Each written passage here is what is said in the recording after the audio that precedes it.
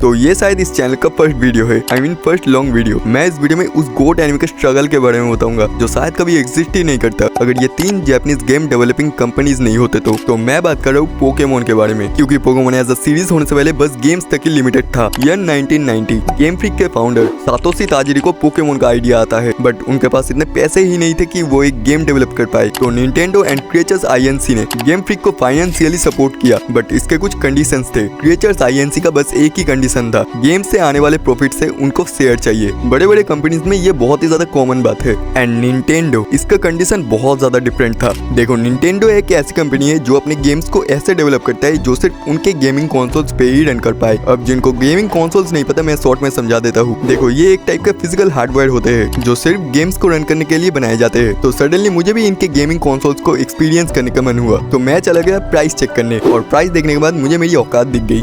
तो निंटेंडो ने यही कंडीशन रखा, गेम फ्रीक को ऐसे गेम्स को डेवलप करना पड़ेगा जो सिर्फ उनके कंसोल्स पे ही रन कर पाए। तो गेम फ्रीक ने दोनों के ही एग्रीमेंट पर साइन कर दिया।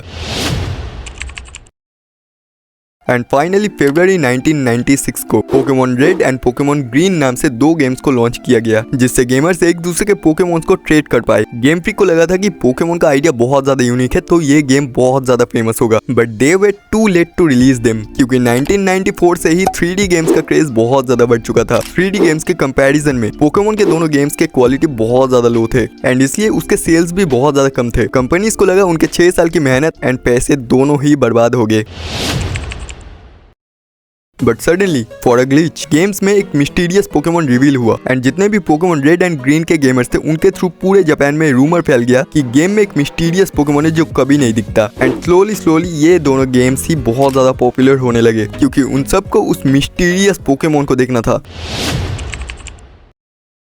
एक्चुअली गेम में 150 पोकेमोन होने चाहिए थे, बट एक और एक्स्ट्रा पोकेमोन आ गया। कंपनी ने क्लेम किया ये शायद कोई ग्लिच होगा, but in reality game freak का ही एक प्रोग्रामर शिगेकी मोरिमोटो, इन्होंने लास्ट टाइम पर गेम के स्टोरी में एक और मिस्टीरियस पोकेमोन ऐड कर दिया जो था म्यू। बाद में जब कंपनी को इस बात का पता चला, तब निंटेंडो ने कोरो कॉमिक नाम के एक मैगजीन में 20 लकी विनर्स को म्यू देने का प्रॉमिस किया। एंड गेस व्हाट, 78,000 प्लस लोगों ने इसके लिए अप्लाई किया। एंड तभी निंटेंडो को तो समझ आ चुका था, उनके हाथ में गोल्ड माइन लग चुका है।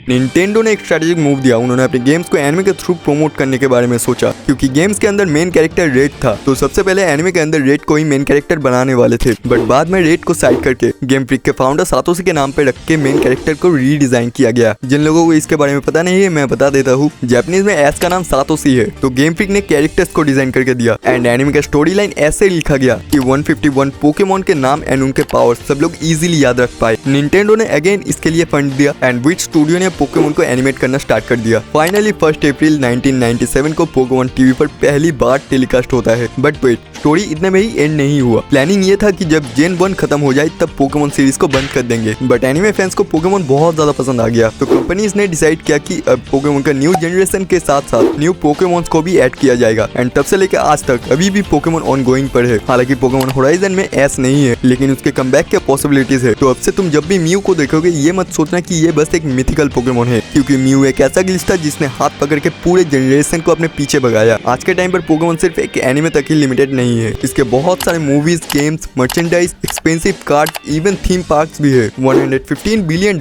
के रेवेन्यू जनरेट कर पोकेमोन आज तक का हाई ग्रोसिंग फ्रेंचाइज बन चुका है, जिसने मार्वल स्टूडियोज को भी पीछे छोड़ दिया। एक बार सिंपल वर्ड्स में समझा देता हूँ, पोकेमोन सीरीज तो बस उनके गेम्स को प्रमोट करने के लिए आया था, वो तो एनिमे सीरीज फैंस के बीच पॉपुलर बहुत ज्यादा हो गया, इसलिए उनके न्यू जनरेशन भी आने लगे। गेम फ्रीक ने पोकेमोन के गेम्स को डेवलप किया था एंड उसके एनिमे के कैरेक्टर्स को डिजाइन किया था। निंटेंडो ने अपने गेमिंग कंसोल्स के साथ उन गेम्स को पब्लिश किया। एंड क्रिएचर्स आईएनसी पोकेमोन के कार्ड्स एंड मर्चेंडाइज बनाता है। बट एक मिनट, टीवी पे पोकेमोन मूवी स्टार्ट होने से पहले दी पोकेमोन कंपनी नाम से लिखा हुआ आता है, तो वो कौन सी ऑर्गेनाइजेशन है? तो देखो, इस ऑर्गेनाइजेशन को तीनों कंपनीज ने मिलकर बनाया है, जिससे ये कंपनी अलग से पोकेमोन फ्रेंचाइज की ब्रांड मैनेजमेंट, प्रोडक्शन, मार्केटिंग और लाइसेंसिंग का सारा काम देख सके। आई होप तुम्हारे सारे डाउट्स क्लियर हो चुके हैं, बट अब भी अगर तुम्हारे दिमाग में कोई क्वेश्चन है तो तुम मुझे कमेंट में जरूर पूछ सकते हो, मैं जरूर उसका रिप्लाई दूंगा। मैं ऐसे ही डिफरेंट एनिमे के वीडियोस डालता हूँ, तो तुम मेरे चैनल के शॉर्ट्स को चेक कर लेना। अगर तुम्हें पसंद आता है तो मेरे चैनल को सब्सक्राइब कर सकते हो। इस वीडियो से अगर तुम्हें थोड़ा भी नॉलेज मिला हो तो वीडियो को लाइक कर देना। मैं तुमसे मिलता हूँ अगले वीडियो में, तब तक के लिए stay home, stay safe and good bye.